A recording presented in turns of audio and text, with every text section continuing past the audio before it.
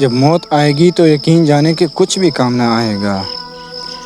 آپ کے دنیا سے جانے پر کسی کو کوئی فرق نہیں پڑے گا اور اس دنیا کے سب کام کاج جاری رہیں گے۔ آپ کی ذمہ داریاں کوئی اور لے لے گا۔ آپ کا مال وارثوں کی طرف چلا جائے گا اور آپ کو اس مال کا حساب دینا ہوگا۔ موت کے وقت سب سے پہلی چیز جو آپ سے چلی جائے گی وہ نام ہوگا آپ کا۔ لوگ کہیں گے کہ میت یا لاش کہاں ہے؟ جب وہ جنازہ پڑھنے جائیں گے تو کہیں گے کہ جنازہ لائیں۔ جب دفن کرنا شروع کریں گے تو کہیں گے کہ میت کو قریب کر دیں۔ آپ کا نام ہرگز نہ لیا جائے گا۔ مال، حسب و نسب، منصب اور اولاد کے دھوکے میں نہ آئیں۔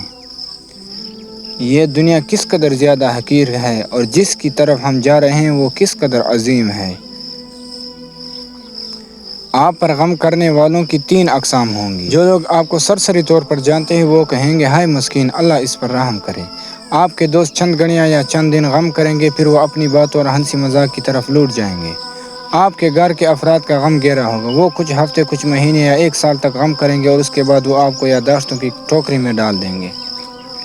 لوگوں کے درمیان آپ کی کہانی کا اختتام ہو جائے گا اور آپ کی حقیقی کہانی شروع ہو جائے گی اور وہ آخرت ہے۔ آپ سے زائل ہو جائے گا آپ کا حسن، مال، صحت، اولاد۔ آپ اپنے مکان اور محلات سے دور ہو جائیں گے۔ شوہر بیوی سے اور بیوی شوہر سے دور ہو جائے گی۔ یہاں یہ سوال پیدا ہوتا ہے کہ آپ نے اپنی قبر اور آخرت کے ابھی سے کیا تیاری کی ہے؟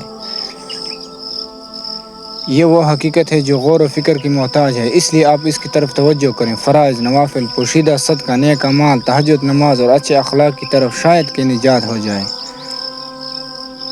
مرنے والے کو اگر دنیا میں واپس لٹایا جائے تو وہ صدقہ کرنے کو ترجیح دے گا۔ وہ یہ نہیں کہے گا کہ میں نماز ادا کر لوں یا میں روزہ رکھ لوں یا میں حج اور عمرہ کر لوں۔